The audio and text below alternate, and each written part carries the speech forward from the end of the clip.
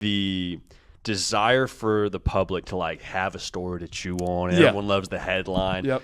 Going back to what you mentioned about like deciphering signals, when you think back to like that 2023 season, I think a lot of people will want to say the difference was Connor Stallions. How many games would you say? This is maybe even a poor way to put it, but how many wins would you say you were? Worth is the wrong way to put it, but how many wins is Connor Stallions worth to Michigan in that Without talking about this for 5 hours. Yeah, I love it. We got 5 hours. I don't know how long you go. We got time. We do have some March Madness games coming That's on. true. Very true. Very true. So, the signal thing is it started off with teams picking us apart in this cat and mouse signal game.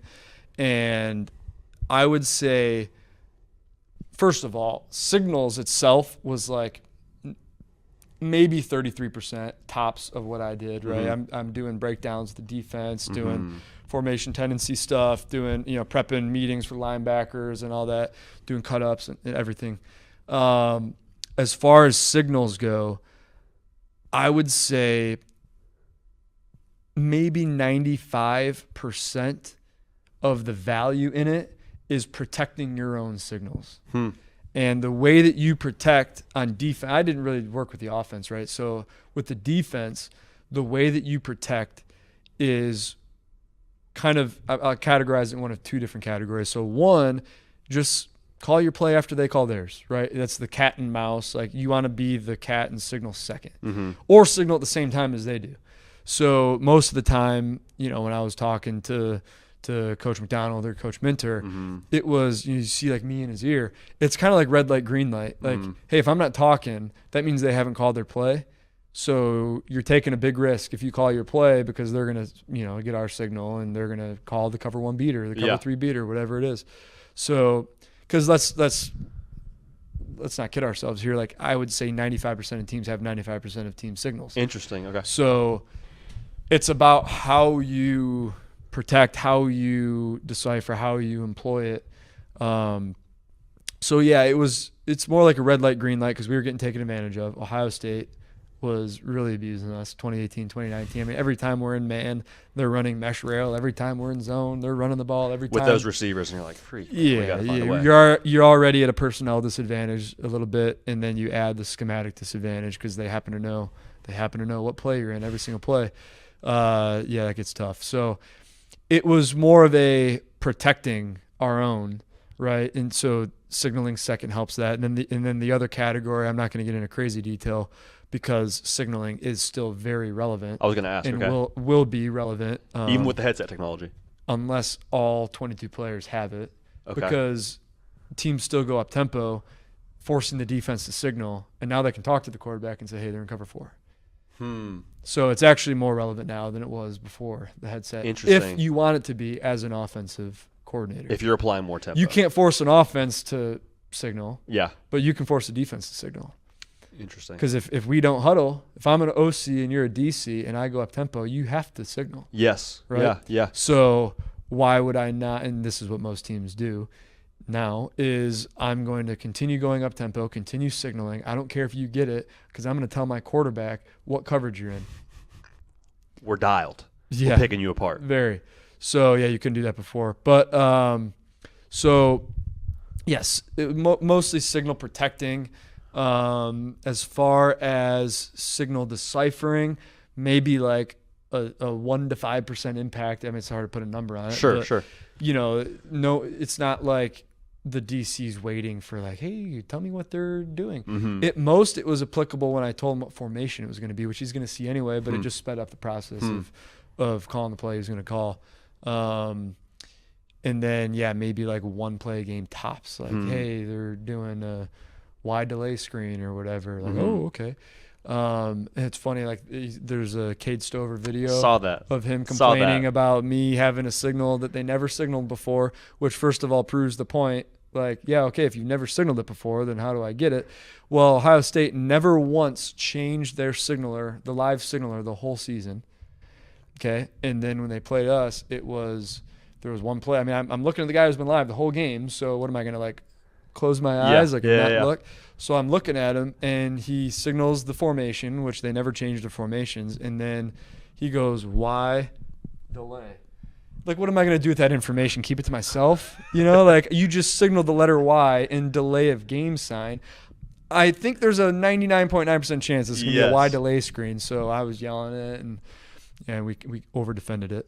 Because it's quiet when you're on defense in the shoe. Yes. So we're all yelling Y delay, and they run Y delay, and Stroud turns around and the whole line is right there, so he goes and scrambles and gets a few yards. But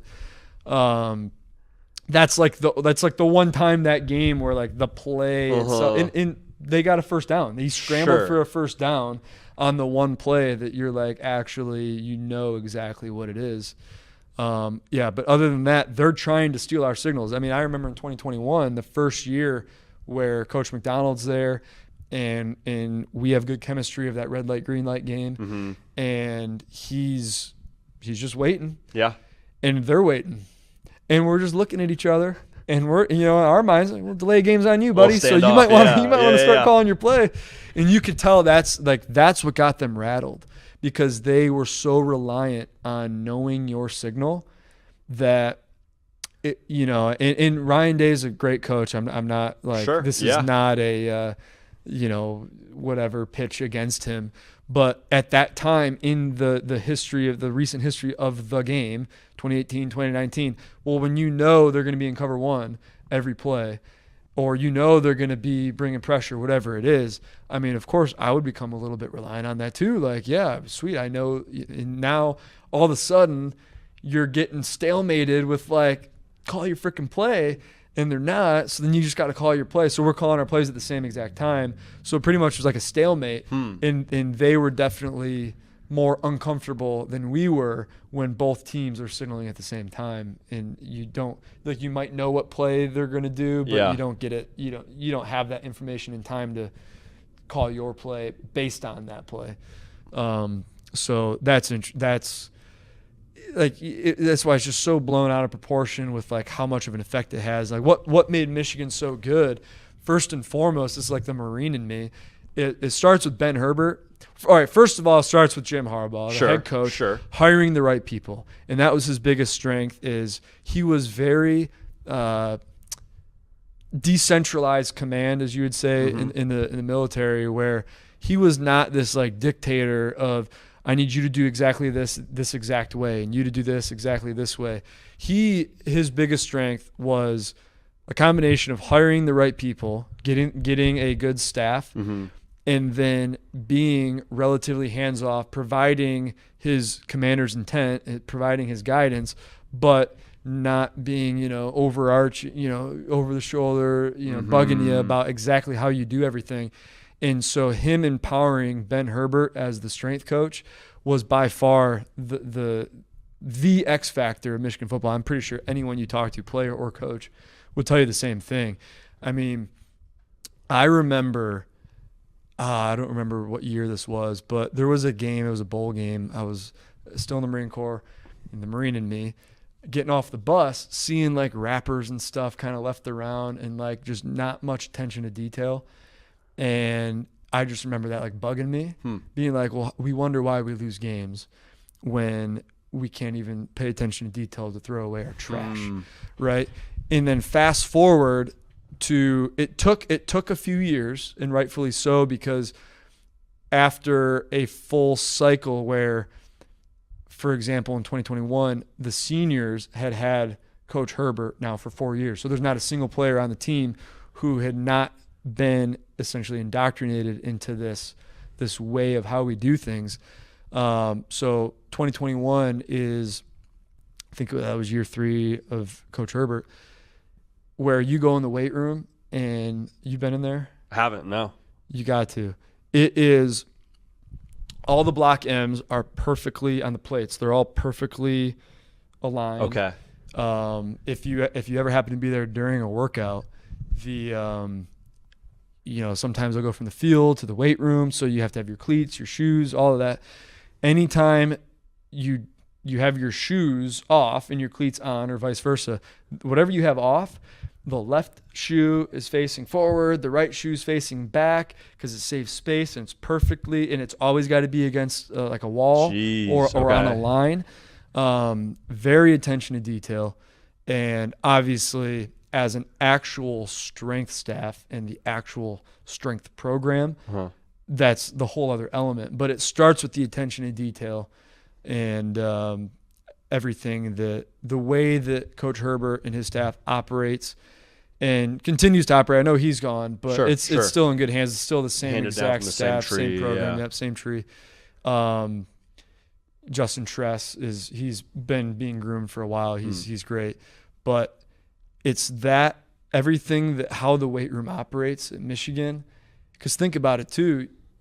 You don't practice every day. You don't have meetings every day, but you have a workout every day, pretty much year round. Correct. Whether you're playing ball or not. So when you talk about habits, right? Because you're a product of your habits, and you say this all the time. Again, more Marine Corps-isms or whatever. But the fourth quarter of the Ohio State game, when the bullets are flying, relatively speaking. Now, luckily, so I've had bullets flying. I've talked to some of the guys like Mikey, JJ, whoever, just some of the leaders kind of get this in their mind. Years ago, when you have actual bullets flying. Thankfully, I've only had them flying in my direction, which not is a coming good at thing. me, right? Good deal. But like even in training, when there's bullets flying, by you, and you're thinking like, oh my gosh, the guy next to me is 10 degrees off. I'm dead, right? Yes. Your mind fogs up, and that's what they call like the fog of war. Is your mind? There's no way to get around it. Like your mind will automatically fog up, whether it's you're dog tired in the fourth quarter of the Ohio State game or you're in literal war, right? And when your mind fogs up, it's impossible to rise to the occasion because you can't think. You always fall back to your habits, right? And again, that's just why is Michigan football so good? The improvement of the daily habits and attention to detail that starts in the weight room. You don't really get that edge anywhere else unless you have something like that where it is that attention to detail. And that's kind of like what makes Nick Saban, what made him so great. I mean, I don't know him personally. I haven't been to a practice, but any video you see from his era, it's like everyone's wearing the same socks. Everyone's wearing the same thing. Shirts tucked in. Very attention to detail. Everyone's touching the line. There's no shortcuts to anything because, again, when the fog of war hits and your mind goes blank, when you're dog tired in the fourth quarter of the national championship, you're going to fall back to whatever you do every day. That's why Michigan's so good. And even why on a relatively down year, they still had success because of those habits that are ingrained in the players and have been for years now.